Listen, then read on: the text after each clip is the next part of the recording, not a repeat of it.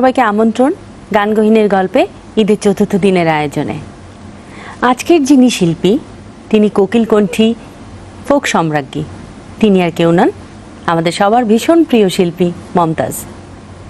এত অল্প সময়ে এত বিপুল সংখ্যক গান এবং অ্যালবাম বিশ্বের আর কোথাও বোধহয় কোনো শিল্পীর প্রকাশিত হয়নি। তিনি গান গেয়ে গোটা বাংলার মানুষকে মাতিয়েছেন, দেশের গানও গেয়েছেন প্রচুর। আজকে গানগহীনের গল্পে প্রথম গানটা একটি দেশের গান দিয়ে শুরু হোক। একেবারে শেষের পর্যায়ে আজকের মতো আমি দেবলীনা আপনাদের কাছ থেকে বিদায় নিচ্ছি।